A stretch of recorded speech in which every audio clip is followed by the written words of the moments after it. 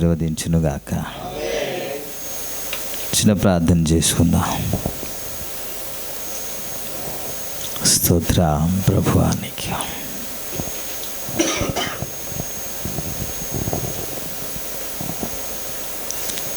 నాతో మాట్లాడు ప్రభువా,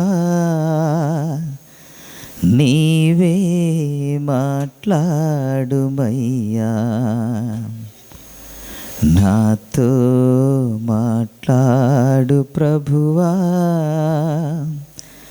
నీవే మాట్లాడుమయ్యా.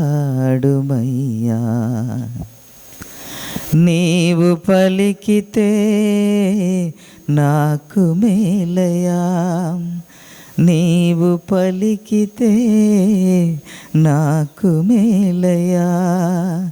నీ దర్శనమే నాకు చాలయా, నీ దర్శనమే నాకు చాలయా.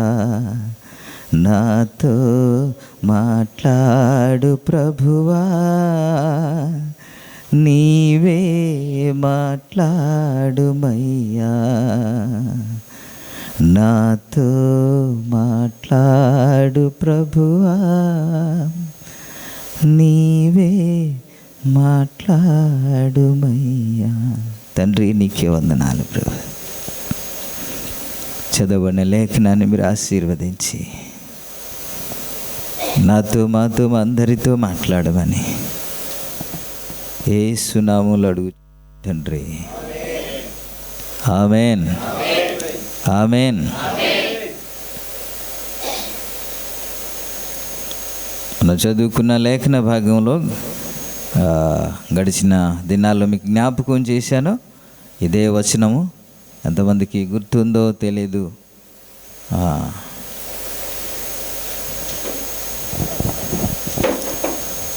ఎవరి కోసం ఏడవాలి అనే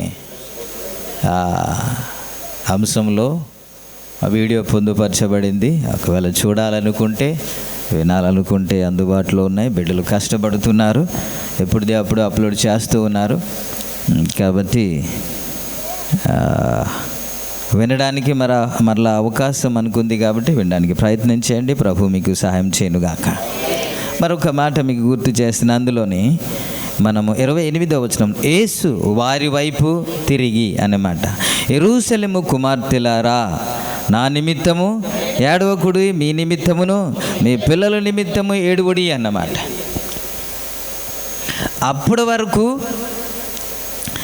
అప్పటి వరకు హేరోదుతో దేవుడు మాట్లాడలేదు.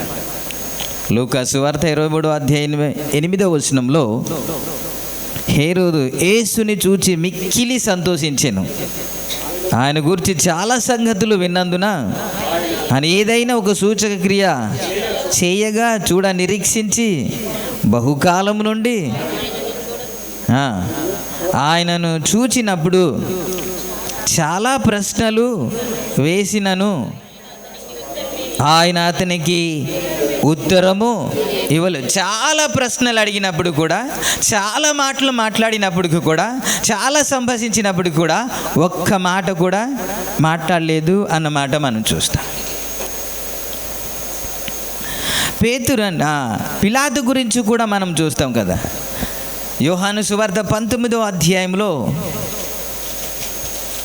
8-9 వచనంలో కూడా భయపడి తిరిగి అధికార మందిరములో ప్రవేశించి నీవెక్కడ నుండి వచ్చితివని యేసుని అడిగాను. యేసు అతనికి ఏ ఉత్తరము ఇయ్యలేదు అన్నమాట వేరే కోణంలో మీకు జ్ఞాపకం చేశాను. కానీ ఇంకో కోణంలో మీకు మాట్లాడుతున్నాను. ఒకవైపు ఏమో ఇద్దరు అడుగుతూ ఉన్నారు, దానికి జవాబు లేదు. ఒక్క మాట కూడా జవాబు ఇవ్వలేదు అనే మాట మనం విన్నాం, మనం చదువుకున్నాం. కానీ ఇక్కడ మనం లూకా సువార్త 23వ అధ్యాయంలో 28వ వచనంలో యేసు వారి వైపు తిరిగి అని, యేసు వారి వైపు తిరిగి అని. ప్రభునామానికే మహిమ కలుగును. ఆయన వైపు తిరుగు అడుగుతూ ఉంటే జవాబే లేదు. ఎన్నో ప్రశ్నలు అడిగినప్పటికీ కూడా ఒక్క ముక్క కూడా మాట్లాడలేదు. కానీ ఈ స్త్రీలు కొంతమంది ఉన్నారంట, వారి గురించి మాట్లాడుతున్నమాట. యేసు వారి వైపు తిరిగి, అక్కడ ఆ ముక్క 27వ వచనము చివరి లైన్లో ఈ విధంగా ఉంటుంది. చాలామంది స్త్రీలు ఆయనను వెంబడించిరి అనంటే, ఆయనను వెంబడించుట చూచి వారి వైపు తిరిగి అన్నమాట. దేవునికి స్తోత్రం. హల్లెలూయా. యోహాను సువార్త 1వ అధ్యాయము 37వ వచనంలో, అతడు చెప్పిన మాట ఆ ఇద్దరు శిష్యులు విని యేసును వెంబడించిరి. యేసు వెనుకకు తిరిగి అన్నమాట. వెనుకకు తిరిగి అని, ఎవరైతే వెంబడిస్తూ ఉన్నారో వారి వైపు యేసు తిరిగి మాట్లాడుతున్న సందర్భాలు. 13వ కీర్తనలో మీరు చూడండి. 13వ కీర్తనలో ఏమని ఉంటుందంటే, ఎంతవరకు విముఖుడై ఉంటావు, ఎంతవరకు మాట్లాడకుండా ఉంటావు. ఉందా? ఎన్నాళ్ళు వరకు మరిచిపోదువు, నిత్యము మరిచిదవా, ఎంతకాలము విముఖుడవై ఉందువు అన్నమాట. అంటే దేవుడు తనతో మాట్లాడలేదు, తనకు విముఖుడుగా ఉన్నాడు, దూరముగా ఉన్నాడు. కానీ ఇక్కడ చూస్తే యేసు వారి వైపు తిరిగి అని. దేవునికి స్తోత్రం. హల్లెలూయా. వీళ్ళేమో ఏమనుకుంటున్నాడో, దేవుడు మన వైపు చూడాలని, మాట్లాడాలని, మనతో సంభాషించాలని కోరుతూ ఉంటే వారి వైపు చూడట్లేదు, మాట్లాడట్లేదు. కానీ కొంతమంది ఉన్నారంట, కొంతమంది యేసు ప్రభుని వెంబడిస్తున్నారంట. వీరైతే అయ్యా నాతో మాట్లాడండి అయ్యా, నా వైపు చూడయ్యా అని అనలేదంట. కానీ యేసు వారి వైపు చూచి అని. Praise the lord. Hallelujah. Hallelujah. Malachi గ్రంథం 3వ అధ్యాయం 7వ వచనంలో ఏమని ఉంటుందంటే, మీరు నా వైపు తిరిగితే నేను మీ వైపు తిరుగుతాను అన్నమాట. అయితే మీరు నా తట్టు తిరిగిన ఎడల నేను మీ తట్టు తిరుగుతానన్న. ఇప్పుడు ఎందుకని యేసు వారి వైపు తిరిగి అన్నమాట వ్రాయబడింది? మలాకి ఇప్పుడు లూకాసు సువార్తలో మనం చదువుకున్నాం కదా, యేసు వారి వైపు తిరిగి అని. ఎందుకు యేసు వారి వైపు తిరిగాడు? హేరోదు మాట్లాడుతుంటే ఎందుకు ఇటువైపుగా ఉండిపోయాడు? పిలాతు మాట్లాడుతుంటే ఎందుకు ఇటువైపుగా ఉండిపోయాడు? స్త్రీలు ఎందుకు నాతో మాట్లాడయ్యా, నాతో సంభాషించయ్యా అని అనకపోయినా సరే ఎందుకు వారి వైపు తిరుగుతూ ఉన్నాడు? ప్రభునామానికే మహిమ కలుగును. హల్లెలూయా. హల్లెలూయా. మనము దేవుని వైపు తిరిగితే యేసయ్య మన వైపు తిరుగుతాడు. మనం వాని వైపు తిరగకుండా యేసయ్య మన వైపు తిరగడు. ఎప్పుడైతే ఈ స్త్రీలంట పరిస్థితి ఎలాగున్నప్పటికీ కూడా, భయంకరమైన పరిస్థితి ఉన్నప్పటికీ కూడా మీరు యేసుని వెంబడిస్తున్నారంట. చావైనా పర్వాలేదు, చచ్చిపోయినా పర్వాలేదు, హింసించినా పర్వాలేదు, మాకు ప్రాణము పోయినా పర్వాలేదని యేసయ్యని వెంబడిస్తున్న వారిని యేసు వారి వైపు తిరిగి అని. లూకా సువార్తలో మనం చూస్తాం, ఒక గుడ్డివాడు, ఇద్దరు గుడ్డివారు త్రోవ పక్కన ఉన్నారంట. వారు ఏడుస్తూ ఉన్నారు, దావీదు కుమారుడా నన్ను కరుణించు, దావీదు కుమారుడా నన్ను కరుణించు అని లూకా సువార్త 18వ అధ్యాయంలో మనం చూస్తాం. లూకా సువార్త 18వ అధ్యాయము 38వ వచనంలో, అప్పుడు వారు యేసు దావీదు కుమారుడా నన్ను కరుణించు మని కేకలు వెయ్యగా ఊరకుండుమని ముందర నడుచుచున్నవారు అని గద్దించిరి. కానీ వాడు మరి ఎక్కువగా దావీదు కుమారుడా నన్ను ప్రైజ్ ది లార్డ్. కరుణించమని కేకలు వేసి అంతటా యేసు నిలచి అన్నమాట. యేసు నిలచిని. ఆయన ప్రార్థన యేసయ్యకి ముందుకు నడిపించలేకపోయింది. ఆయన నడుచుకుంటూ వెళ్ళిపోతూ ఉంటే ఈయన మొరపెడుతున్నాడు, ప్రార్థన చేస్తున్నాడు, కానీ యేసయ్య ఇంకా ముందుకి అడుగు వేయలేకపోయాడు. ఎలా ప్రార్థన చేశాడు మనకైతే తెలియదు, ఎలా మొరపెట్టాడో తెలియదు. ప్రార్థన చేసే ప్రతి వారికి ఆటంకాలు ఉంటాయి. ఇతడు మొరపెడుతూ ఉంటే, ఇతడు ప్రార్థన చేస్తుంటే, రాయ్ ఆపరా, సౌండ్ వద్దు, ఆపు. ఆయన వెళ్ళిపోతున్నాడు, నిన్ను పట్టించుకోడు, ఆయన నీ ప్రార్థన వినడు, ఎందుకు కేకలేస్తున్నా, ఆగు, ఆయన వెళ్ళిపోయాడు, దాటి వెళ్ళిపోయాడు అని చాలామంది గద్దిస్తూ ఉంటే నీ ప్రార్థన ఇంకా వినబడదు. అంతే, ఇప్పుడు వరకు ప్రార్థన వినబడలేదంటే, ఇప్పుడు వరకు నీ జీవితంలో కార్యము జరగలేదంటే మరలు వింటావు అనుకున్నా. ఆయన దాటిపోయాడు కదా, ఆయన వెళ్ళిపోయాడు కదా, ఇంకా కేకలు ఎందుకు వేస్తున్నావంటే ఆయన దాటిపోయిన కేకలు మాత్రం ఆగలేదు. దేవునికి స్తోత్రం. అది జవాబు పొందుకోవడం అంటే. జవాబు వచ్చే వరకు ఎవరైతే మొర పెడతారో వారి ప్రార్థన దేవుడు ఖచ్చితంగా ఆలకిస్తాడు. Praise the lord. సమయం దాటిపోయింది, అవకాశం దాటిపోయింది, ఇంకా రాదు అని నువ్వు ఆగిపోతే జీవితంలో కార్యము జరగదు. దేవునికి స్తోత్రం. సమయం దాటిపోయినా పర్లేదు, ఆయన దాటిపోయాడు అనిపించినా పర్లేదు, ఎన్ని ఆటంకాలు వచ్చినా పర్లేదు, ఎన్ని ఒడిదొడుకులు వచ్చినా పర్లేదు, నీ ప్రార్థన మాత్రం ఆగకూడదు. దేవునికి స్తోత్రం.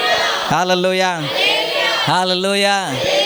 అలా ఎవరైతే ప్రార్థన చేయగలుగుతారో వారి ప్రార్థనకు దేవుడు ఆలకిస్తాడు. అక్కడ వ్రాయబడిన మాట చాలా నాకు నచ్చింది. ఏంటంటే యేసయ్య ఏంటట, అంతటా యేసు నిలిచిపోయాడు సార్. ఇంకా ముందుకి అడుగు వేయలేపడండి. ప్రభునామానికి మహిమ కలుగునుగా. ఒక ఆయన అంటాడు, అయ్యా నీతో కూడా నేను వస్తానయ్యా అంటే అక్కర్లేదు అనేసాడు. నువ్వు రావద్దు. ఏమన్నాడంటే, ఆకాశ పక్షులకు గూళ్ళు ఉన్నాయి, నక్కలకు మనుషు కుమారునికి తలవల్చడానికి స్థలం లేదు అన్నాడు ఒక ఆయన. నేను వస్తానంటే ఇంకో ఆయన్ని మీరు నన్ను వెంబడించు అన్నాడు. ఒక ఆయనేమో వస్తానంటే వద్దన్నాడు. అయ్యా మా నాన్నగారిని నేను పాతిపెట్టి రావాలంటే మృతులు తమ మృతులను పాతిపెట్టుదురుగా నన్ను వెంబడించు అన్నాడు.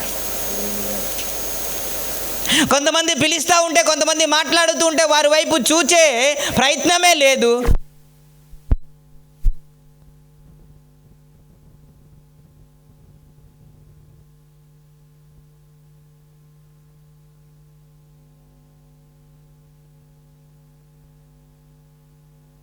కొంతమంది ఆయన మాట్లాడకపోతే కదా బాధపడిపోతున్నారు. అయ్యా ఎందుకయ్యా నాతో మాట్లాడలేదు, ఎందుకయ్యా జవాబు రావట్లేదు, ఎందుకయ్యా ప్రార్థనకు జవాబు ఇంకా ఇవ్వట్లేదు.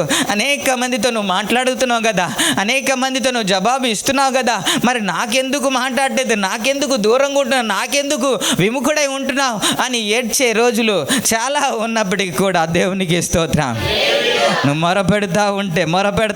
మొరపెడతా ఉంటే ఏదో ఒక రోజు దేవుడు నీ వైపు తిరుగుతాడు. ఆయన నిలిచిపోయే రోజు ఒక రోజు వస్తుంది. ఆయన నిలిచి నిన్ను పిలిచే రోజు ఒకటి వస్తుంది. నీ ప్రార్థనకు జవాబు ఇచ్చే ఒక రోజు వస్తుంది. దేవునికి స్తోత్రం. హల్లెలూయా. సైనికులు ఎంతమంది ఆటంకపరుస్తున్నారు, మీరు రావద్దు అని, మీరు ఇంకా వెళ్ళిపోండి అని తోస్తున్నారేమో, కొడుతున్నారేమో, వారిని కూడా ఇబ్బంది పెడుతున్నారేమో, కానీ స్త్రీలు ఎక్కడ ఆగిపోలేదు. చివరి వరకు వస్తున్నారు, చివరి వరకు వెంబడిస్తున్నారు. మమ్మను కొట్టినా పర్వాలేదు, నన్ను త్రోసినా పర్వాలేదు, మమ్మను ఇబ్బంది పెట్టినా పర్వాలేదు, కానీ నా యేసయ్యని మీరు అలా హింసిస్తూ ఉంటే ఆయన్ని వదిలేసి వెళ్ళే పరిస్థితి అయితే లేదని ఎవరైతే వెంబడిస్తున్నారో వారి కోసం నిలిచిపోయాడండి నా యేసయ్య. Praise the lord. వారి కోసం నిలిచి వారి వైపు తిరిగి మాట్లాడుతున్న పరిస్థితి. దేవునికి స్తోత్రం. వీళ్ళు పిలాతును హేరోదు ఏమనుకుంటున్నారంటే, పిలాతు హేరోదు మాకు అధికారం ఉంది కాబట్టి ఎలాగైనా మాట్లాడిస్తాం అనుకుంటున్నారు, మేము రాజు కాబట్టి ఎలాగైనా మాట్లాడించగలము అనుకుంటున్నారు. కానీ అధికారముతో మనం ఏమీ చేయలేము, అండబలముతో ఏమీ చేయలేము. అధికారముతో మీరు కొట్టించవచ్చు ఏమో, అధికారంతో సిలువ వెయ్యొచ్చేమో. ఇక్కడున్న పెద్దవాళ్ళకి, తల్లిదండ్రులకి అందరికీ చెబుతున్నాను, అధికారముతో మీరు దండించవచ్చు కానీ హృదయాన్ని మాత్రం మీరు సంపాదించుకోలేరు. దేవునికి స్తోత్రం. అధికారంతో మీరు శాసించవచ్చు కానీ మీరు ఐక్యత మాత్రం కుటుంబంలో తీసుకొని రాలేరు. నువ్వు పెద్దదాని అని, నువ్వు పెద్దోడు అని, అధికారం ఉందని, నేను తండ్రి అని, నేను అత్త అని, నేను మామ అని కోడలికి కానీ ఇంకొకరికి శాసించవచ్చు కానీ వారి హృదయం మాత్రము మీరు సంపాదించుకోలేరు అనే సంగతి జ్ఞాపకం చేసుకోండి. దేవునికి స్తోత్రం. హల్లెలూయా, హల్లెలూయా. ఏదైనా మనం చేయాలంటే ప్రేమతోనే చేయాలి. ప్రేమతోనే ఏదైనా మనము, ప్రేమ సాధించలేనిది ఏమీ లేదు. అధికారముతో చేసింది కొంతవరకు మాత్రమే. దేవునికి స్తోత్రం. తల్లిదండ్రులకు ఒక మాట చెబుతున్నాను, మీ పిల్లలకి భయము చెప్పాలి కానీ ఆ భయము గౌరవముతో కూడినటువంటి భయం మీ పట్ల ఉండాలి కానీ ఒక కొడతాడని, ఒక శత్రువు ఆ భావముతో, లేకపోతే మూర్ఖుడు నా తండ్రి అనే భావంతో నీ కుమారుడు ఉండకూడదు. దేవునికి స్తోత్రం. ఒకవేళ నువ్వు అనుకోవచ్చు, నా కుమారుడిని నేను కరెక్ట్గానే పెంచుతున్నాను, కరెక్ట్గానే నిలబెడుతున్నాను, ఆ భయము ఉండాలి అనుకుంటే అది పొరపాటు అంటాను. ఏమిటి అని అంటే, నీ కుమారుడు, నీ కుమార్తె నీ దగ్గరికి వచ్చి నీ గుండెల్లో హత్తుకొని తన బాధను, తన సంతోషాన్ని వ్యక్తపరిచే విధంగా ఉంటేనే నువ్వు తండ్రివి, లేకపోతే నువ్వు కోల్పోయినట్టే తండ్రికి వచ్చాడు. Praise the Lord. ఒక కొడుకు నీ దగ్గరికి వచ్చి గుండెల్లో హత్తుకొని తన ప్రేమను, తన బాధను వ్యక్తపరచలేని పరిస్థితి ఉంటే ప్రేమ, తండ్రి అంటే ప్రేమ కదా, తండ్రి అంటే ప్రేమ కదా. శిక్షించేవాడే కాదు తండ్రి, ప్రేమించేవాడు కూడా తండ్రి. దేవునికి స్తోత్రం. హల్లెలూయా. నా తండ్రి ప్రేమామయుడు, అందుకే దేవుడు లోకమును ఎంతో ప్రేమించాడు. ఆయన అదే విధంగా దండిస్తాడు, అదే విధంగా ప్రేమిస్తాడు. నా యేసయ్య ఎంత మంచివాడు తెలుసా? యోహాను అట గుండెల్లో రొమ్మున అనుకునేవాడంట. ఎక్కడ? ఇక్కడ పడుకోబెట్టడం అంటే కఠినుడు ఎవడో పడుకోబెట్టాడు. కఠినుడు ఎవడో ఇక్కడ పడుకోబెట్టేవాడంట, ఇక్కడే పడుకొని ఉండేవాడంట. పేతురు అనేవాడు, ఏంటి సంగతి ఒకసారి అడగొచ్చు కదా యేసయ్యని అని ప్రతిసారి ఎవరిని అడిగేవాడు తెలుసా? యోహాన్ని అడిగేవాడంట. దేవునికి స్తోత్రం. హల్లెలూయా, హల్లెలూయా. కాబట్టి తల్లిదండ్రులు భయం చెప్పాలి, పిల్లలకి భయము ఉండాలి. కానీ అతి ఎక్కువ భయమైనా తప్పే, అతి ఎక్కువ ప్రేమైనా తప్పే. అతి ఎక్కువ ప్రేమే ఈరోజు తిరగబడేటట్టు చేస్తుంది, అతి ఎక్కువ భయమే నా తండ్రి కఠినుడు అన్నట్టు చేస్తుంది. తండ్రి దగ్గర పొందవలసిన ప్రేమ ఇక్కడ దొరకకపోతే ఆ ప్రేమ గురించి తప్పించి ఎక్కడికో వెళ్తాడు. మీరు ఇంట్లో టిఫిన్ లేకపోతే ఏం చేస్తారు చెప్పండి సార్? ఆకలితో ఉంటారా? నేను అదే చెప్తున్నాను. ఇంట్లో ప్రేమ దొరకకపోతే పాడైపోవడానికి కారణం ఏంటంటే ఇంట్లో ప్రేమ ఉండదు, తల్లి దగ్గర ప్రేమ ఉండదు, తండ్రి దగ్గర ప్రేమ ఉండదు. ఈ ప్రేమను గురించి బయట పొందుకోవాలని ఆశపడుతున్నారు యువత. ఆ ప్రేమ తల్లిదండ్రుల దగ్గర లభిస్తే వారు ఇంకెక్కడికి, వారు బాధ చెప్పుకోవడానికి, వారి సంతోషాన్ని వ్యక్తపరచడానికి వినేవారే కుటుంబంలో లేకపోతే ఆ ప్రేమ గురించి వెతుకుతూ ఏవో పక్కదారి పడతారు. ప్రభునామానికి మహిమ కలుగునుగా. హల్లెలూయా. తండ్రిగా శిక్షించాలి, తండ్రిగా ప్రేమించాలి, తండ్రిగా దండించాలి, తండ్రిగా ఆదరించాలి కదా. నా తండ్రి గురించి చెప్పిన మాట, తల్లి కన్నా మిన్నైన ప్రేమ. Praise the lord. హల్లెలూయా. ఒకని తల్లి ఆదరించున్నట్లు నేను ఆదరిస్తాను అన్నాడు. Praise the lord. రెండు కోణాలు ఖచ్చితంగా ఉండాలి. శిక్షించే కోణం ఉండాలి, ప్రేమించే కోణం ఉండాలి, గద్దించే కోణము ఉండాలి, ఆదరించే కోణము ఉండాలి. ఒకవైపే మీరు గద్దిస్తూ వెళ్ళిపోతే వారి బ్రెయిన్లో ఏముంటుందంటే చెప్పండి నా తండ్రి కఠినుడు అని ఒకడు అన్నాడు కదా. ఆడు దాచిపెట్టి ఏమంటున్నాడంటే నువ్వు కఠినుడువు అన్నాడు. అలా కాకుండా అధికారం ఉన్నప్పటికీ కూడా ప్రేమతో సాధిద్దాం. దేవునికి స్తోత్రం. వీళ్ళు అధికారం ఉందని మాట్లాడిద్దామని ప్రయత్నం చేశారు, కానీ వారి వల్ల నుండి యేసయ్య దగ్గరికి వచ్చి డబ్బులు ఇచ్చి మభ్యపెట్టి అధికారంతో మాట్లాడించగలమా? పోనీ కానుక ఇచ్చి ఏమైనా లంచం ఇచ్చి మనం మాట్లాడించగలమా? ఏమండి, మీరు ఆదికాండం 4వ అధ్యాయం 4వ వచనంలో ఏమని ఉంటుందంటే, హేబేలును తన మందలో శ్రేష్టమైన అర్పణను తీసుకొచ్చాడంట. హేబేలు అర్పణను దేవుడు అంగీకరించాడని 4వ వచనంలో ఉంటాయి. హేబేలు అర్పణను అని అంటది. 5వ వచనంలో కైను అర్పణను దేవుడు అంగీకరించలేదు. అర్పణ కంటే మొదట ఏంటి? మనము అంగీకరించబడాలి. దేవునికి స్తోత్రం. హల్లెలూయా. కాబట్టి అర్పణ ఇచ్చి మనము ప్రభుని మాఫీ చేయలేం. ఏంటి? అధికారంతో దేవుణ్ణి మాటించలు. కానుక ఇచ్చి ప్రభువా నన్ను దీవించి, ఎలాగైనా జీవించి కానుక తెచ్చి నన్ను దీవించేయమంటే దీవించే దేవుడు కాదు.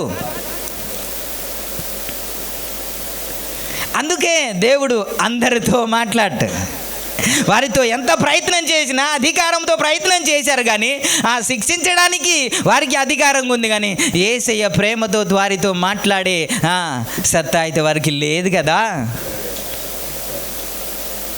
అపోస్తలుల కార్యం 8వ అధ్యాయంలో సమరయ పట్టణస్థులందరూ వాక్యమును విన్నారని యెరూషలేములో ఉన్న అపోస్తలులకు వినబడిందంట. 14వ వచనం నుండి సమరయ వారు దేవుని వాక్యమును అంగీకరించినని యెరూషలేములోని అపోస్తలులు విని పేతురును యోహాను వారి యొద్దకు పంపిరి. వీరు వచ్చి వారి పరిశుద్ధాత్మను పొందవలనని వారి కొరకు ప్రార్థించిరి. అంతకుముందు వారిలో ఎవరి మీద ఆయన దిగి ఉండలేదు. వారు ప్రభు అయిన యేసు నామమున బాప్తిస్మం మాత్రము పొంది ఉండిరి. అప్పుడు పేతురు యోహానును వారి మీద చేతులుంచగా వారు పరిశుద్ధాత్మను పొందిరి.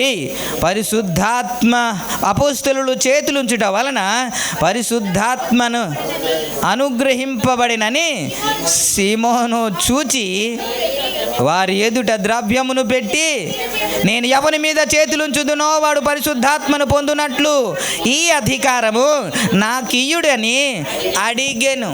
ఏంటంట? ఇప్పుడు పేతురు యోహాను ఇలా చేతులు ఉంచగానే వారు పరిశుద్ధాత్మ దేవుడు వారి మీదికి రాగానే అది చూచాడు. ఎవడు? గారిడి సీమోను. ఇది గారిడి సీమోను చూచి, నేను కూడా ఎవరి మీద చేతులు ఉంచితే వారు పరిశుద్ధాత్మ అభిషేకము పొందినట్లు నాకు ఆ వరమును ఇవ్వండి అని ఏం పెట్టాడంట? అందుకే డబ్బు ఇచ్చి దేవుని వరమును, ద్రవ్యమిచ్చి దేవుని వరమును కొనుక్కుందువా, నీ వెండి నీతో కూడా నశించునుగాక, నీ హృదయము సరి అయినది కాదు అన్నాడు. డబ్బు ఇచ్చి మనం మాట్లాడించగలమా? డబ్బు ఇస్తే దేవుడు మాట్లాడతాడా? కానుక ఇస్తే దేవుడు మన వైపు తిరుగుతాడా? అధికారాన్ని బట్టి మన వైపు దేవుని తిప్పేయగలమా? కాదు కదా. మనము ఆయన వైపు మనం తిరిగితే యేసయ్య మన వైపు తిరుగుతాడు. Praise the Lord. ఈ సందర్భంలో ఒక మాట చెబుతున్నాను. దేవుడు ఒక పద్ధతిని పెట్టాడు. ఏంటో తెలుసా? దైవ సేవకులు చేతులుంచుట ద్వారా మాత్రమే అభిషేకం దిగి వస్తుంది. Praise the Lord. మీరు అనుకుంటారు నా గురించి కాదు. దైవ సేవకులు మీ మీద చేతులుంచితే ఖచ్చితంగా అభిషేకము వస్తుంది. దైవ సేవకులు మీ మీద చేతులుంచితే ఆశీర్వాదం ఖచ్చితంగా వస్తుంది. ఇంకో మాట మీకు జ్ఞాపకం చేస్తాను. 2వ రాజుల గ్రంథం 20వ అధ్యాయము 3వ వచనంలో ప్రార్థన చేస్తున్నాడు హిజ్కియా రాజు. అయ్యా, నీ ఎదుట యథార్థముగా నేను ఎలా ప్రవర్తించానో ఒకసారి చూసుకోవయ్యా అని. యెహోవా యథార్థ హృదయుడై సత్యముతో నీ సన్నిధిని ఎట్లు నడుచుకుంటునో, నీ దృష్టికి అనుకూలంగా ఎట్లు జరిగించుచునో కృపతో జ్ఞాపకము చేసుకోమని కన్నీళ్లతో ప్రార్థన చేశాడంట. ఇప్పుడు హిజ్కియా ప్రార్థన చేశాడు కదా. హిజ్కియా ప్రార్థన చేసిన తర్వాత దేవుడు హిజ్కియాతో డైరెక్ట్గా మాట్లాడలేడా? మాట్లాడడం చేత కదా నీ దేవుణ్ణి? మరి అనట్లేదేంటి? మాట్లాడలేడా? మీరు మాట్లాడగలరా? మీరు మాట్లాడతారా లేదా? నోరుందా లేదా? స్వరం ఉందా లేదా? మరి వీధిలో ఆ స్వరం వినబడకుండా ఇక్కడ స్వరం ఇస్తే బాగుంటుంది. దేవునికి స్తోత్రం. హల్లెలూయా. 42వ అధ్యాయం యెషయా గ్రంథం అక్కడే ఉండండి, నేను తర్వాత చెప్తాను. ఇదిగో నేను ఆదుకొని నా సేవకుడు, ఆయన అరవడు, కేకలు వేయడు, తన కంఠ స్వరాన్ని వీధిలో వినబడడు. నీ స్వరం వీధిలో వినబడకూడదు, కానీ చర్చిలో వినబడాలి. దేవునికి స్తోత్రం. చర్చిలో వినబడదు, వీధిలో వినబడుతుంది. కిలోమీటర్ వరకు వినబడుతుంది, కానీ చర్చిలో సౌండ్ రాదు. ఎంత అరిసినా సరే సౌండ్ రాదు. స్తోత్రం చెప్పడానికి, ప్రభుని స్తుతించడానికి, ప్రభుని ఆరాధించడానికి, మనం ప్రభుని ఆరాధించడానికి వచ్చాం. ఈ వారం అంతా దేవుడు గొప్ప కార్యము చేస్తే ప్రభుని ఆరాధించడానికి వచ్చామని 2 పాటలు పాడి చప్పట్లు కొట్టేసి అయిపోయింది అంట. వాక్యం చెబుతుంటే స్పందన లేదు. ఎందుకు తెలుసా? బాడీ ఇక్కడే ఉంటుంది, మైండ్ మాత్రం ఎక్కడో తిరుగుతూ ఉంటుంది. మైండ్ ఎక్కడో తిరుగుతూ ఉంటుంది, మీ ఆలోచన ఎక్కడో ఉంటుంది, ఇక్కడ ఉండదు. అందుకే మీరు స్తోత్రం చెప్పలేకపోతున్నారు. ఇక్కడే కానీ మీ ఏకాగ్రత ఉంటే ఖచ్చితంగా మీరు స్తోత్రం చెబుతారు. అది చెప్పలేకపోతున్నా అంటే మీ ఆలోచన ఇంకో దగ్గర ఉంది, మీ మైండ్ అంతా ఇంకో దగ్గర ఉంది. అందుకే మీరు చెప్పలేకపోతున్నారు. ప్రభునామానికి మహిమ కలుగునుగాక. హల్లెలూయా. ఇప్పుడు హిజ్కియా ప్రార్థన చేశాడు కదా, హిజ్కియాతో డైరెక్ట్గా మాట్లాడవచ్చు. కానీ ఎవరితో మాట్లాడుతున్నా? ఆయన వెళ్ళిపోతూ ఉంటే, ప్రవక్త అయిన యెషయా వెళ్ళిపోతూ ఉంటే ఆయనతో మాట్లాడుతున్నాడు. మరలా నువ్వు వెనక్కి వెళ్ళి నా సేవకుడైనా లేకపోతే నా జనులకు అధిపతి అయినా హిజ్కియాతో ఈ మాట చెప్పు అన్నాడు. డైరెక్ట్గా చెప్పేవచ్చు కదా, మళ్ళీ మధ్యవర్తి ఎందుకు? ఆయనతో చెప్పడం ఎందుకు? ఈ టైం వేస్ట్ ఎందుకు? పక్కన పెట్టేసి హిజ్కియా, నేను నీ ప్రార్థన ఆలకించాను, 15 సంవత్సరాల ఆయుష్కాలాన్ని పొడిగిస్తున్నాను అని చెబితే సరిపోతుంది కదా. దేవుడు చెప్పడు, పద్ధతి పెట్టాడు. దేవునికి స్తోత్రం. ప్రతి దానికి ఒక పద్ధతి పెట్టాడు. ఆ విధంగానే దేవుడు మాట్లాడతాడు, ఆ విధంగానే దేవుడు దీవిస్తాడు, ఆ విధంగానే దేవుడు ఆశీర్వదిస్తాడు, ఆ విధంగానే దేవుడు అభిషేకిస్తాడు. దేవునికి స్తోత్రం. ఈ పద్ధతిని పాటిస్తే ఖచ్చితంగా దేవుడు నిన్ను ఆశీర్వదిస్తాడు, నిన్ను అభిషేకిస్తాడు. దేవునికి స్తోత్రం. ఇప్పుడు ఈ పేతురు యోహానులు వచ్చి వారి మీద చేతులు ఉంచగానే పరిశుద్ధాత్మ దేవుడు వారి మీదకి దిగి వచ్చాడు. స్తోత్రం. హల్లెలూయా.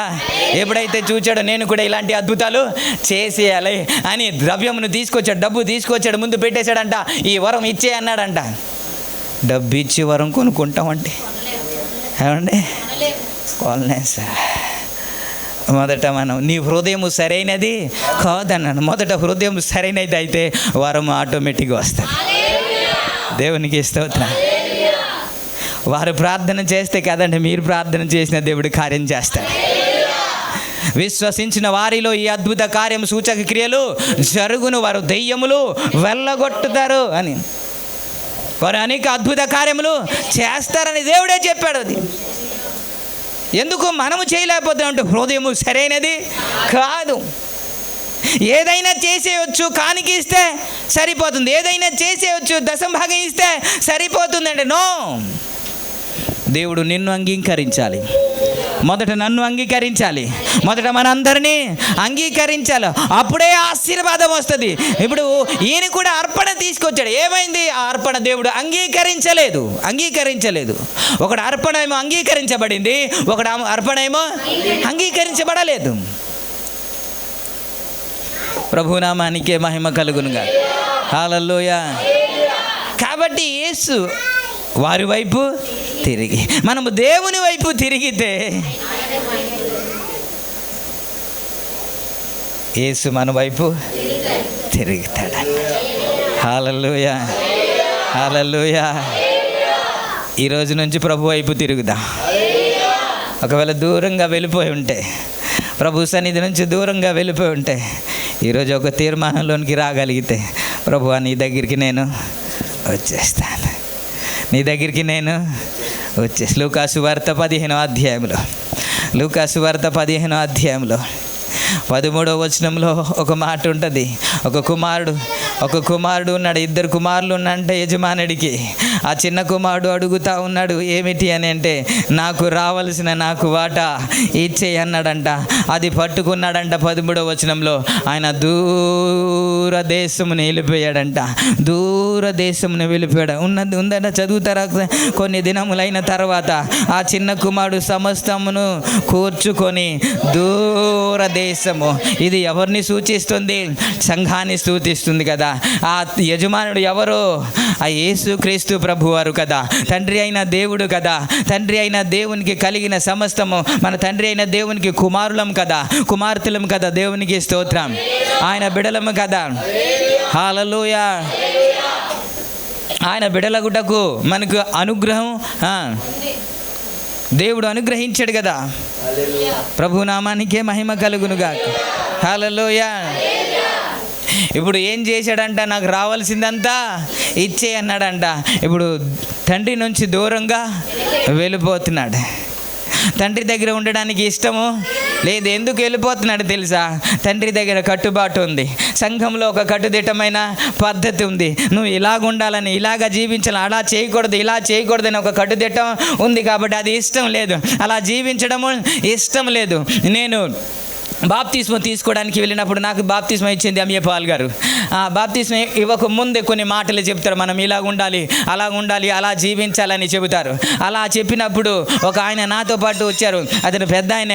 ఏమన్నాడంటే, ఆయన మాట్లాడుతుంటే ఈసారి నేను తీసుకోలేనండి, వెళ్ళిపోతాను అన్నాడంట. ఎందుకని అలాగే వెళ్ళిపోయాడంటే, తనకి ఏదో అలవాటు ఉందంట. అది మానుకోలేక ఆ బాప్తిస్మం తీసుకోకుండా వెళ్ళిపోయాడు. ప్రభునామానికి మహిమ కలుగును. హల్లెలూయా, హల్లెలూయా. యేసు రక్తమే జయం. మనం ప్రభు వైపు తిరగాలి, సమస్తాన్ని విడిచిపెట్టాలి, ప్రభు కొరకు జీవించాలి. హల్లెలూయా, హల్లెలూయా. దూరము వెళ్ళిపోయాడంటండి. ఎవరు? కుమారుడు. దేవుని సన్నిధిలో ఉండడానికి ఇష్టము లేదు, ప్రభు దగ్గర ఉండడానికి, సహవాసంలో ఉండడానికి. ఒక మాట చెప్పిన, లోకంలో తిరిగే వారికి సంఘంలో ఒక 2 గంటలు ఉండాలంటే చాలా కష్టం. 2 గంటలు వాక్యం వినాలంటే చాలా కష్టం అనిపిస్తుంది. చాలా ఇబ్బందిగా ఉంటా. అదే ఇంట్లో ఉంటే అదే రిమోట్ పట్టుకొని అలాగ ఛానల్ మారుస్తూ ఉంటే ఎన్ని గంటలు గడిచిపోద్దో మనకి తెలియదు. కానీ అదే ఇక్కడ 1 గంట సేపు వాక్యం వినడానికి మాత్రము మనకి చాలా విసుగొచ్చేస్తుంది. ఇలాగ అవుతుంటా, కాలు సాపుతుంటా, ఈ సాపుతుంటా. ఎందుకు అని అంటే, ఇక్కడ ఇష్టం ఉండదు. ఎక్కడైతే ఆశీర్వాదం ఉంటుందో అక్కడ ఉంచనివ్వడు, ఎక్కడైతే దీవెన ఉంటుందో అక్కడ ఉండనివ్వడు, ఎక్కడైతే పనికి మాలింది ఉంటుందో అక్కడికే నడిపిస్తుంటుందో. ఏది హాయిగా ఉంటుంది? విశాలమైన మార్గమే హాయిగా ఉంటుంది కదా. ఇరుకు మార్గం ఎప్పుడు నీకు హాయిగా ఉండదు. కానీ ఇరుకు మార్గమే నిత్య జీవానికి నడిపిస్తుంది అని సంగతి మనకి తెలియదు. మనకి కావాల్సిందేంటి? విశాలంగా ఉండాలి. మనకు కావాల్సింది ఎవరు ఏమి అనకూడదు, మనం ఏమి చేసినా ఎవరు ఏమి అనకూడదు, గద్దించకూడదు. మన ఇష్టసరంగా మనం జీవిస్తూ ఉండాలి. అప్పుడు లాస్ట్కి ఎక్కడికి వెళ్ళిపోవాలంట? పరలోక రాజ్యానికి. అవుద్దా? మనం ఎన్నో శ్రమలు అనుభవించి దేవుని రాజ్యంలో ప్రవేశించాలి అని చెప్పాడు కదండి. ప్రభునామానికే మహిమ కలుగును. హల్లెలూయా, హల్లెలూయా. దేవునికి స్తోత్రం కలుగునుగా. తండ్రి దగ్గర ఒక కట్టుబాటు ఉంది, అది కాదనుకుని వెళ్ళిపోయాడంట. ఆ తర్వాత వ్రాయబడింది 17వ వచనం, అయితే బుద్ధి వచ్చినప్పుడు అన్నమాట. అయితే బుద్ధి వచ్చినప్పుడు 19వ వచనం చివరి లైన్లో ఏమని ఉంటుంది తెలుసా? 19వ వచనం చివరి లైన్లో అతనితో చెప్పుదును అనుకొని లేచి తండ్రి యొద్దకు వచ్చెను అంటూ 20వ వచనంలో వాడు ఇంకా దూరమున తండ్రి వాణిని చూచి కనికరపడి పరిగెత్తుకొని. ఎప్పుడు సార్ పరిగెత్తి వెళ్ళాడు? దూరంగా ఉన్నప్పుడు. నిజమే, తిరిగినప్పుడు దేవునికి స్తోత్రం. ఎన్ని సంవత్సరాలు బయట ఉన్నాడో తెలియదు, ఎన్ని సంవత్సరాలు దూరంగా ఉన్నాడో తెలియదు, ఎన్ని సంవత్సరం తప్పిపోయి వెళ్ళిపోయాడో తెలియదు. అప్పటి వరకు తండ్రికి తెలియదా? పరమ తండ్రికి తెలియదా నువ్వు తప్పిపోయావని, దూరంగా వెళ్ళిపోయావని, నువ్వు ఎక్కడ ఉన్నావని అన్నీ తెలుసు.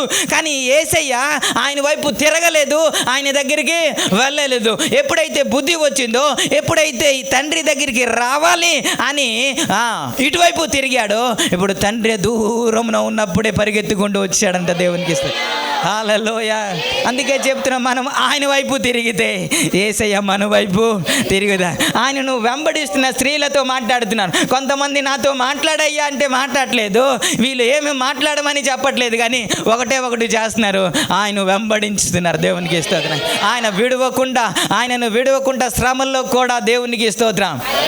ఏంటే శ్రమల్లో కూడా వెంబడిస్తున్నారు. ఒక మాట ఇప్పుడు చెప్పనా, ఒక్క మాట యేసయ్య కొరకు పడం కదండి, ఆ మాట కొరకే కదా ఇప్పుడు సహవాసాన్ని వదిలేసాం. ఆ ఒక్క మాట అన్నారనే కదా ఇప్పుడు అందరితో కలిసిమెలిసి ఉండట్లేదు. ఆ ఒక్క మాట మనకి అనేసారనే కదా ఇప్పుడు ఇలా ప్రైజ్ ద లార్డ్ చెప్పి తుస్సుమని పారిపోతున్నారు. దేనికి అంటే ఆ ఒక్క మాట అనేసారని కదా సంఘస్థులే అనేశారు. ఎవరైతే సహవాసంలో ఉంటారో, ఎవరైతే ఆత్మీయులు అంటారో, ఎవరైతే మనోళ్ళు అనుకుంటారో, ఇన్ని మాటలు అంటారా అని ఆ ఒక్క మాట అన్నందే కదా ఈరోజు సహవాసానికి దూరం అయిపోయారు. మరి ఒక్క మాట భరించలేకపోతే మనం ఎన్నో శ్రమలు అనుభవించి దేవుని రాజ్యంలో ప్రవేశించాలని పౌలు చెబుతూ ఉంటే ఇంకా యేసయ్య కొరకు ఏ శ్రమలు అనుభవిస్తాం సార్? నాకు అనిపిస్తూ ఉంటుంది, సంఘము ఎత్తబడుతుందా? సంఘము దేవుని రాజ్యానికి వెళ్తుందా? ఈ చిన్న చిన్న మాటలకి మనం పడలేకపోతున్నాం కదా, ఈ చిన్న చిన్న మాటలు మనం సహించలేకపోతున్నాం కదా, ఈ చిన్న చిన్న మాటలకి తగాదలు వచ్చేస్తుంది కదా, చిన్న చిన్న మాటలకి మాటలు ఆగిపోతున్నాయి కదా. మరి దేవుని కొరకు ఏమి శ్రమను అనుభవిస్తాం? రాబోయే దినాలు భయంకరమైన శ్రమలు రాబోతున్నాయి కదా, భయంకర శ్రమలు మనం అనుభవించబోతున్నాం కదా. ఇప్పుడు ఇజ్రాయిల్లో, లేకపోతే ఇరాన్లో, లేకపోతే సౌదీ అరేబియాలో అక్కడక్కడ జరుగుతుంది, అమెరికాలో జరుగుతుంది అని కాదు కదా. ఏమో ఏ శ్రమలు ఎక్కడికి ఎలాగొస్తుందో మనకి తెలియదు కదా. ఒకవేళ నీ మీదికి నా మీదికి వస్తే యేసయ్య గురించి ఏం భరించగలం సార్? ఒక్క మాట కూడా మనం సహించకపోతే అదే నేను ప్రార్థన చేసినప్పుడు నాకు బాధ అనిపిస్తుంది. ప్రభువా, నాకు ఇచ్చిన ఈ సంఘం నడిపించడానికి ఇచ్చిన ఈ సంఘం నువ్వు వచ్చేటప్పుడు సిద్ధపరిచి నిలబెట్టాలని ప్రయాసపడుతున్నాను. ఎవరు తప్పిపోకూడదయ్యా, ప్రతి ఒక్కరూ ఉండాలని ఆశపడి పరిగెత్తి ముందుకు వెళ్తున్నాను.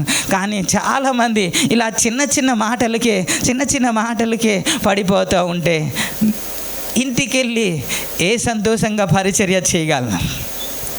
ఇంటికెళ్ళి ఎలా ప్రార్థన చేయగలను సంతోషంగా? ఇంకా అర్థం కాలేని పరిస్థితి, ఇంకా మనకి వాక్యము అర్థం కాలేదు.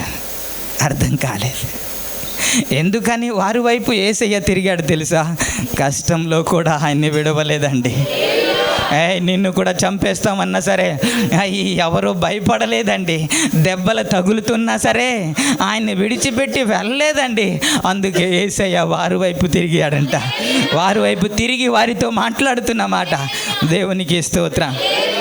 ఆయన మాట్లాడితే అంతకంటే ఇంకా గొప్ప భాగ్యం ఏముంది సార్? ఆయన మాట్లాడకపోతేనే తట్టుకోలేం కదా, ఆయన మాట్లాడకపోతేనే మనం జీవించలేం కదా. మనం పాటలు ఏమని పాడతామంటే, నీ మాట చాలయ్యా, నీ మాట చాలు. ఆ మాట నా జీవితాన్ని బ్రతికిస్తుంది, నా జీవితాన్ని బలపరుస్తుంది. ఆ మాట ఒక శతాధిపతి ఆయన దగ్గరికి వచ్చి మాట్లాడుతున్నాడు, అయ్యా నా ఇంటికి రావాల్సిన పనే లేదయ్యా, ఒక్క మాట చాలు, ఒక మాట. దేవునికి స్తోత్రం. ఆ మాట కొరకు ఎదురు చూస్తూ బ్రతికేస్తున్నాం కదా. ఆయన ఎప్పటికైనా నాతో మాట్లాడతాడని ఆశతో బ్రతికేస్తున్నాం కదా. దేవునికి స్తోత్రం. ఆయనే మాట్లాడకపోతే చాలామంది ఆయన మాట్లాడకపోయినా హాయిగా బ్రతికేస్తున్నారు కదా. ఆయన మాట్లాడకపోయినా ఇంకా ఏ బాధ లేకుండా బ్రతికేస్తున్నారు. యేసన్న గారి పాటలోనే, నీవు మాట్లాడని రోజునా ఒక క్షణమొక యుగముగా మారే.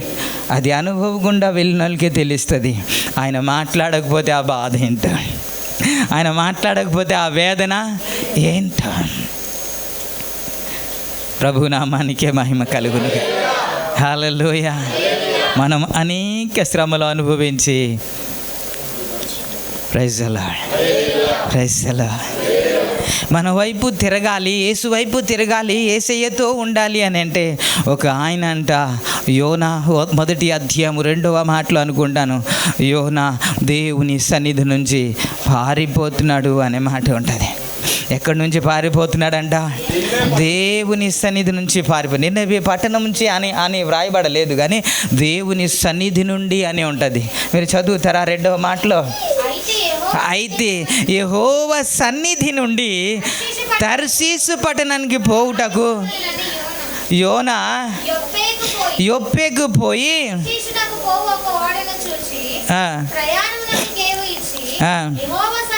యెహోవా సన్నిధిని నిలవక ఓడవారితో కూడి ప్రయాణము చేయడానికి వెళ్ళిపోతున్నాడంట. అంటే ఎక్కడ ఉండాలి? యెహోవా సన్నిధిలోనే ఉండాలి అయ్యా, ఆత్మీయులతోనే ఉండాలి. ఆయన వైపు తిరగడం అంటే ఏమిటి? ఆయన సన్నిధిలో నిలబడం, ఆయన సహవాసంలో ఉండడమే కదా, ప్రార్థనలో ఉండడమే కదా, ఆత్మీయతలో ఉండడమే కదా. ఇప్పుడు యోనా అంట ఎక్కడికి పారిపోతున్నాడు? యెహోవా సన్నిధి నుండి తర్షీసుకు పారిపోతున్నాడంట. ఎంత బాధాకరమైన విషయం. మనం దేవునికి దూరం అయితే మనం ఏ మేలు పొందలేం. ఇప్పుడే తప్పిపోయిన కుమారుడి గురించి జ్ఞాపకం చేశాను కదా. తండ్రికి దూరం అయిన తర్వాత తనకి కలిగిన ఆశీర్వాదం ఏమిటి? ఏమైనా వచ్చిందా?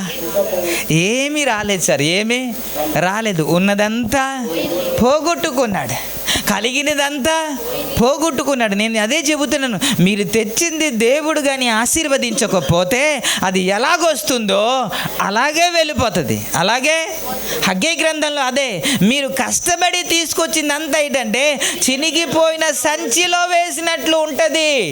అది తెస్తున్నారు, రాబడి వస్తుంది, కానీ ఏమవుతుందో తెలియదు, అది ఇలాగొస్తుంది, అలాగే వెళ్ళిపోతుంది. దావీదు ఎందుకు అలాగన్నాడు తెలుసా? నీవు ఆశీర్వదిస్తే అది ఎన్నటెన్నటికి ఆశీర్వాదకరంగా ఉంటుంది. దేవునికి స్తోత్రం, హల్లెలూయా. అది కొంచెమే తేవచ్చు, మీరు అది కొంచెమే కావచ్చు, జీతము తక్కువ కావచ్చు, కానీ నా దేవుడు ఆశీర్వదిస్తే అదే 100 రెట్లుగా దేవుడు ఏంటి ఎక్కడైనా ఎప్పుడైనా మనము అనగలమా? ఈ పిడికిడి పిండి ఏంటి, కొంచెము నూనె ఏంటి, 3 సంవత్సరాలు లేకపోతే కొన్ని నెలలు కొన్ని సంవత్సరాలు ఆ ముగ్గురు బ్రతకడం ఏంటి సార్ దేవుడు చేసిన అద్భుతాలు కాకపోతే? Praise the Lord. నువ్వు ఎన్ని వేలు తెస్తే ఏంటి దేవుడు ఆశీర్వదించకపోతే? నువ్వు కొంచెం తెచ్చినా పర్లేదు, దేవుడు ఆశీర్వదిస్తే అదే ప్రైజ్ ది లార్డ్ ఎన్నటెన్నటికి ఆశీర్వాదకరంగా ఉంటుంది. దీని కొరకే కదా మనం సహవాసం వదిలేస్తున్నాం, దీనికి కొరకే కదా మనము ప్రార్థనను వదిలేస్తున్నాం, దీని కొరకు కదా దేవుణ్ణి కూడా మనము వదిలేస్తున్నాం. యోనా దేవుని సన్నిధిని వదిలేసి వెళ్ళిపోతున్నాడు. ఏం సాధించాడని యోనా? ప్రశాంతంగా ఉన్న జీవితాన్ని ఇబ్బంది పెట్టుకున్నాడు. అక్కడ ఆయన ఇబ్బంది పడ్డమే కాకుండా అక్కడున్న వారిలో కూడా ఇబ్బందిని కలుగజేశాడు. సామాగ్రిలన్నీ ఏం చేశాడంట? సముద్రంలో పడేశారంట. అల్లకొలం అయిపోతుంది, బ్రతుకుతామో లేదో తెలియదు, చచ్చిపోతామేమో అని అందరూ భయందాలలో ప్రార్థన చేస్తున్నాడు. వీడు మాత్రం ఏం చేస్తున్నాడంటే లోపలికి వెళ్ళి హాయిగా పడుకున్నాడంట. ఇంట్లో పరిస్థితి ఇలా జరుగుతున్నా సరే కొంతమందికి అస్సలు పట్టించుకోరండి, అస్సలు పట్టించుకోరు. ఒక ప్రవక్త, ఇతరులకు బోధించవలసిన ప్రవక్త, దేవుని మార్గాన్ని తెలవలసిన ప్రవక్త, దేవుని వాక్యాన్ని చెప్పవలసిన ప్రవక్త ఇప్పుడు పడుకున్నందుకు ఒకడు వచ్చి, రాయ్ నీకేమొచ్చింది, లే ప్రార్థన చెయ్యి అని ఒక పనికి మాలిన వాడు ఒకడు చెప్పే పరిస్థితికి వచ్చింది. అప్పుడప్పుడు మీరు చూసారా, అన్యులు ఇలాగ అడుగుతారు, నువ్వు సినిమా చూడకూడదు కదా, నువ్వు అబద్ధం ఆడకూడదు కదా. వాళ్ళు ఎందుకు అడగాల? మనమే వాళ్ళకి చెప్పాలి. వాళ్ళు మనకి అడగడం ఏంటండి? మనమే వాళ్ళకి మార్గదర్శిగా ఉండాలి, మనమే బోధించేవారుగా ఉండాలి. ఇప్పుడు వారే మనకి బోధిస్తూ ఉంటారు, నువ్వు అలా చేయకూడదు కదా, అలా నడవకూడదు కదా, అలా మాట్లాడకూడదు కదా, అలా చూడకూడదు కదా, అది చేయకూడదు కదా, ఇదే అని వాళ్ళు మాట్లాడుతూ ఉంటారు కదా. యోనా జీవితంలో అదే జరిగింది. పౌలు ఒక సందర్భంలో బాధపడుతూ 2వ తిమోతి రాసిన పత్రిక 4వ అధ్యాయం 10వ వచనంలో ఏమని మాట్లాడుతున్నారంటే, దేమా ఇహలోకాన్ని స్నేహించి నన్ను విడిచి పారిపోయాడయ్యా అంటాడు. దేమా ఇహలోకమును స్నేహించి నన్ను విడిచి వెళ్ళిపోయాడు. ఎక్కడ ఉండాలి సార్? పౌలుతో ఉండాలండి, పరిచర్యలో ఉండాలండి. కానీ విడిచిపెట్టి వెళ్ళిపోయాడంట. ప్రభునామానికి మహిమ కలుగునుగా. స్తోత్రం, హల్లెలూయా. లోతు అబ్రహాంతో కూడా వచ్చాడండి. నేను కూడా వస్తానని వచ్చాడు. కొంతవరకు బాగానే ఉన్నాడు. కొంత పరిస్థితి వచ్చిన తర్వాత అబ్రహామును వదిలేసి వెళ్ళిపోయాడట అండి. చెప్పండి, మీరు దీవించబడ్డా? అక్కడ ఏమని ఉంటుందంటే, అబ్రహాము ఆస్తి, లోతు ఆస్తి ఇద్దరు కలిసి బ్రతకలేనంత విస్తారమైన ఆస్తి కలిగిన వారంట. అందుకే వారి కాపర్లుకును వీరు కాపర్లుకును జగడం వచ్చింది, గొడవ వస్తే మనము ఇలా ఉండడం మంచిది కాదు, మనం గొడవడడం మంచిది కాదు. కాబట్టి నువ్వు అటుగా వెళ్తే నేను ఇటు వెళ్తాను, నువ్వు లెఫ్ట్కి వెళ్తే నేను రైట్కి వెళ్తానంటే మంచి ప్రదేశాన్ని ఎంచుకున్నాడంట. ఇప్పుడు ఎక్కడికి? సొదొమ గొమొర వైపు ఆయన పచ్చగా కనిపిస్తున్న ఆ వైపు గన ఆయన వెళ్ళిపోయాడంట. ఇప్పుడు అంత విస్తారమైన ధనముతో వెళ్ళాడు కదా సొదొమ గొమొరకి. ఎంతమంది తిరిగి వచ్చారు? లోతు గురించి చెప్తున్నా. ఎంతమంది అండి? 2 పిల్లలు, మధ్యలో ఉప్పు స్తంభమై. మరి ఈ ఆస్తి ఏమైంది? లేదు సార్. ఈవిడ కూడా ఏమంటది తెలుసా? నయోమి, నేను సమృద్ధి గలదానవై వెళ్ళి తిని రిక్త హస్తముతో నన్ను దేవుడు రానిచ్చాడంట. సమృద్ధిగా వెళ్ళింది, కానీ ఏం జరిగింది? ఏమీ లేకుండా 2 కుమారుల్ని కోల్పోయింది, భర్తను కూడా కోల్పోయింది. ఎందుకు? బెత్లెహేమును విడిచిపెట్టింది, బెత్లెహేమును వదిలేసింది. మనం దేవుని వైపు తిరిగితే యేసయ్య మన వైపు. స్తోత్రం. మనము దేవుని వైపు తిరిగితే నేను అంటాను, ఆశీర్వాదం నీ వైపు తిరుగుతుంది, అభిషేకం నీ వైపు తిరుగుతుంది, మేలు నీ వైపు తిరుగుతుంది. అందుకే ఒక మాట ఉంటుంది, సమాధానాన్ని వెదకి వెంటాడి. దాని అర్థం ఏంటి? అది పారిపోతుందని అర్థం. అది పారిపోతుంది, అంతేనా? వెంటాడడం ఏంటండి కదా? అది నీకు సరిగ్గా దొరకదు. అది నీకు కావాలంటే నువ్వు వెళ్ళి పరుగెత్తుకొని పట్టుకోవాలి. ప్రభునామానికే మహిమ కలుగునుగా. హల్లెలూయా. ఆశీర్వాదం ఎటు ఉందో అటువైపే మనము రావాలి. ఓ సందర్భంలో ఇక్కడ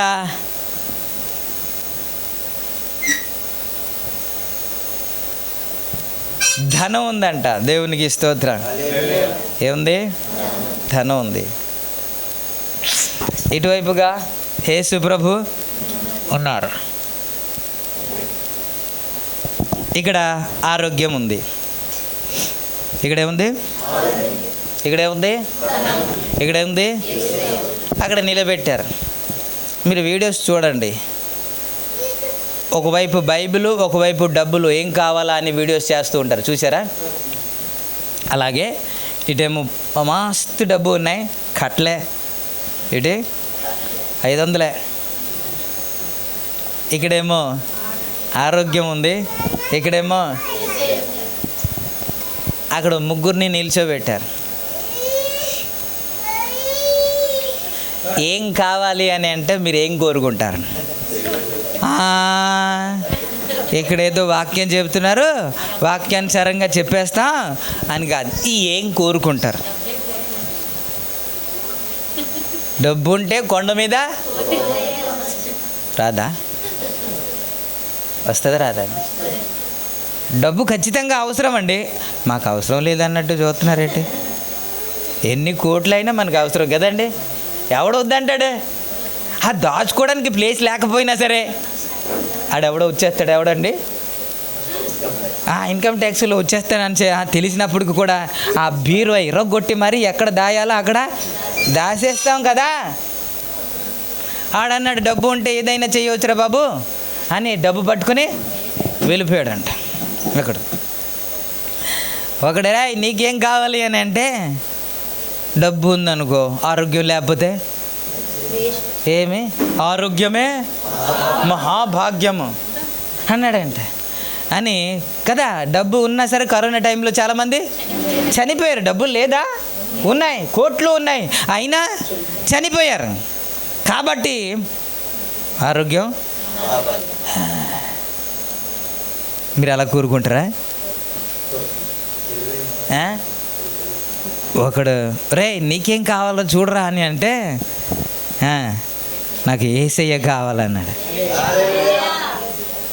అంటే ఇది అయిపోయింది అన్న, ఇంకా డబ్బులు ఉన్నాయి, ఇక్కడ కూడా ఆరోగ్యము ఉన్నాయి, ఈ మూడు ఇంకా ఉన్నాయి, మిగిలే ఉన్నాయి, ఏది కావాలని అడుగుతున్నారు. ఇప్పుడు ఈయన అంటాడు మూడో వ్యక్తి, నాకు యేసయ్య కావాలన్నా. అలా కోరుకుంటామా? కోరుకుంటుందంట. నువ్వు దేవునికి స్తోత్రం. ఈరాయన వెళ్ళిపోయారు, ఎత్తబడ్డారు. ఈయన ఏసు రక్తం ఇచ్చి అప్పుడప్పుడు భయం అనిపిస్తుంటుంది. ఏంటి రాకడ వచ్చేసిందా ఏటా అనేది. కళ్ళు మూసేటప్పుడు అప్పుడు కనబడకపోతాయి. ఏసు రక్తమే జై. మంచి వాళ్ళందరూ స్తోత్రాన్ని చెబుదాం, గట్టిగా చెబుదాం. రే వాళ్ళిద్దరేమో, ఒకడేమో డబ్బుతో ఏదైనా చేయవచ్చని ఆడు డబ్బు పట్టుకుని వెళ్ళిపోయాడు.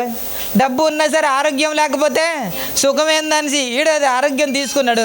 నువ్వేడ్రా ఈ యేసయ్యని తీసుకెళ్తున్నావు అని అంటే చెప్పండి ఏడే? ఆరోగ్యము ఆయన ఇస్తాడు, ధనము, జ్ఞానము, సమస్తము. కానీ మనం ఇప్పుడు చేసేది ఏంటి? ఇప్పుడు చేస్తుంది ఏంటి? అలా త్యాగం చేసి వస్తున్నారా? నాకు డబ్బు లేకపోయినా పర్లేదు, వ్యాపారం లేకపోయినా నిజమే, అలాగే వస్తున్నావా? మొదటేంటి? వ్యాపారం. మొదటేంటి? ఉద్యోగం. మొదటేంటి? ప్రభునామానికి మహిమ కలుగును. హల్లెలూయా. ప్రభు వైపు మనం తిరిగితే మనకి ఏది కావాలో ఖచ్చితంగా వస్తుంది సార్. నేను అదే చెప్పడానికి ప్రయత్నం చేస్తున్నా. మనం యేసయ్య వైపు తిరిగితే మేలు మన వైపు తిరుగుతుంది, ఆశీర్వాదం మన వైపు, అభిషేకం మన వైపు తిరుగుతుంది. యేసయ్యని వదిలేసి, సహవాసాన్ని వదిలేసి, దేవుని సన్నిధిని వదిలేసి, ఆత్మీయతను వదిలేసి, ప్రార్థనను వదిలేసి ఇవన్నీ పొందుకుందామంటే రాదు. నీలాంటి నాలాంటి సామాన్య స్త్రీలు ఇప్పుడు కొనియాడబడుతున్నారు, దేవునికి ఇస్తారు కదా. సామాన్యమైన స్త్రీలండి, వారు చేసిన కార్యము గొప్పది. మనం ఈ సంఘంలో కాదండి, ప్రపంచమంతా స్త్రీల గురించి మాట్లాడుకుంటున్నారు, దేవునికి స్తోత్రం. బ్రతికితే అట్ట బ్రతకాలండి, జీవిస్తే అలా జీవించాలండి. ఎన్ని కోట్లు ఉంటే ఎవరికి కావాలో ఎవరికి ఆశీర్వాదకరంగా లేకపోతే ప్రైజ్లో ఏడే ఆయన అన్నారు, ఎందుకు నడిపించారో నాకు తెలియదు, వారికి ఆశీర్వాదకరంగా నన్ను నడిపించారని. దేవునికి స్తోత్రం. అందుకే మీ ప్రార్థన ఇలా చేయండి. ఏంటి అని అంటే, నన్ను ఆశీర్వదించు అని కాకుండా నన్ను ఆశీర్వాదకరంగా. అబ్రహాంకి ఇచ్చిన ఆశీర్వాదం అంతే, నిన్ను ఆశీర్వదించేదను, నీవు అనేకులకు ఆశీర్వాదకరంగా. అది ఆయన ఇంకా మాట్లాడితే ఏమన్నాడంటే, పొంగి పొర్లిందంతా పొంగి పొర్లిందంట ఎవరికి? పొరుగు వారికి. ఏంటంటే గట్టిగా చెప్పండి, గట్టిగా చెప్పండి. నిజమేనా? నిజమేనా?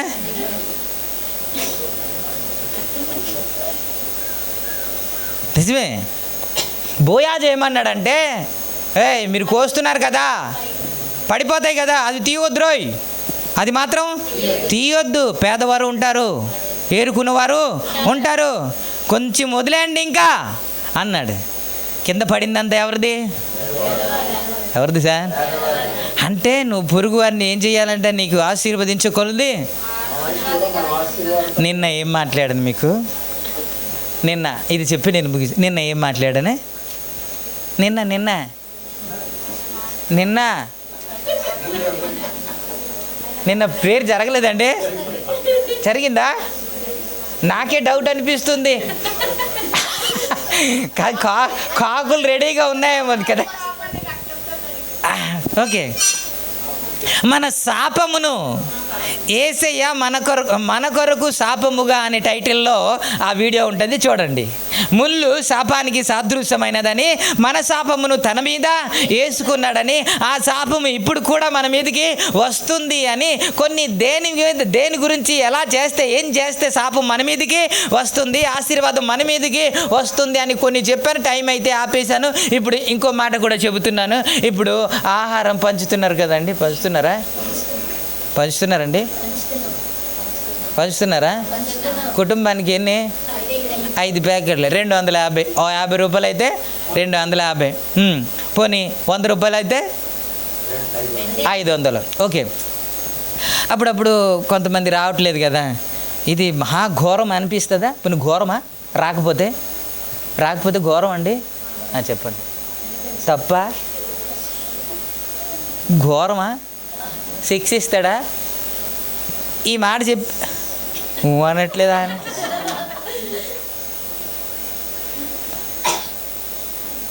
పోనీ మహాఘోరం అనిపించిందా ఎప్పుడైనా? ఇది నా మీదకి శిక్ష వచ్చేస్తుంది అనిపించిందా ఎప్పుడైనా? లేదు కదా. ఇప్పుడు తీయండి మత్తయి సువార్త 25వ అధ్యాయము. మీరే చెప్పాలా, అది ఒక ప్రశ్న ఉంది, ఆ ప్రశ్న నాకు మీరే చెప్పాలి. మత్తయి సువార్త 25వ అధ్యాయం 34వ వచనంలో తన కుడి వైపున ఉన్న వారిని పిలుస్తూ ఏమన్నాడంటే, యెహోవా చేత, నా తండ్రి చేత ఆశీర్వదించబడిన వారులారా రండి, లోకము పుట్టినది మొదలుకొని మీ కొరకు సిద్ధపరచబడిన రాజ్యంలో ప్రవేశించుడి. నేను ఆకలిగుంటిని, దప్పిగుంటిని, దాహం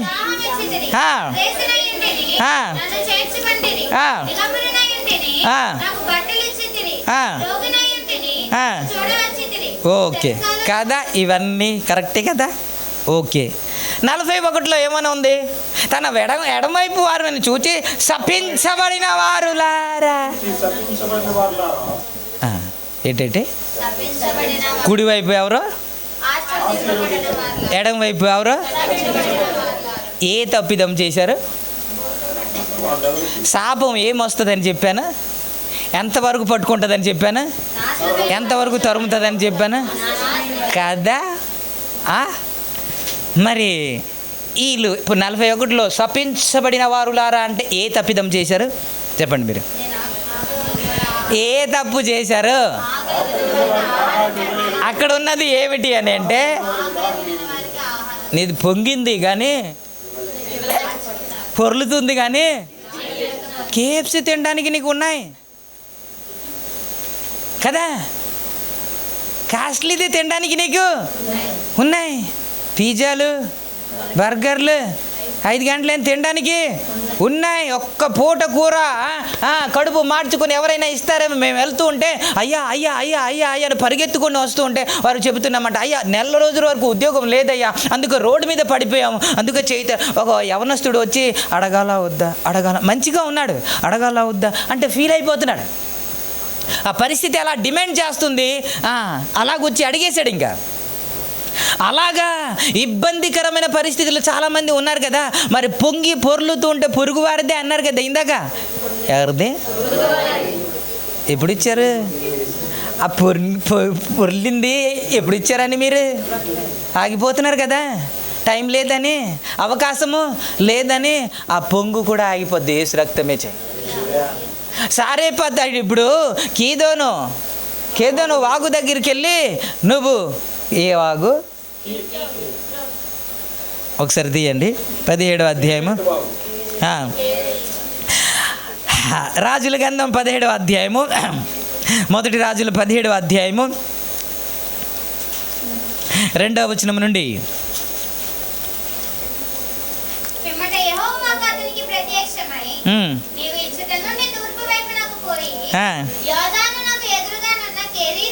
ఓకే, కేరీతు వాగు దగ్గర నువ్వు అక్కడ దాగి ఉండు, ఆ నీళ్ళు తాగుతూ ఉండు, నేను కాకులని పంపిస్తాను, మాంసమును రొట్టెని పంపిస్తాను, అది తింటూ ఉంటావు, తాగుతూ ఉంటావు, తింటూ ఉంటావు, తాగుతూ ఉంటారు. కొన్ని రోజులు బాగానే అయింది, కొన్ని రోజులకి ఏమైందంట ఏడ్చా మరి పొంగి పొర్లుతుంది పొర్లుతుంది పొర్లుతుంది పొర్లుతుంది, పొర్లిందంతా కానీ పొరుగు వారికి ఇవ్వకపోతే ఏసి రక్తం వేసే. కాబట్టి దేవునిది దేవునికి ఇచ్చేయాలి, నీది నువ్వు ఉంచుకోవాలి, పేదవారికి ఇచ్చేయాలి. అప్పుడే దేవుడు దీవిస్తాడు. ప్రైజ్ ది లార్డ్, హల్లెలూయా. అలాగూ ప్రభు దీవించునుగాక, ఆశీర్వదించునుగాక. ఈ మాటలో దేవుడు ఆశీర్వదించునుగాక. కళ్ళు మూసుకుందాం.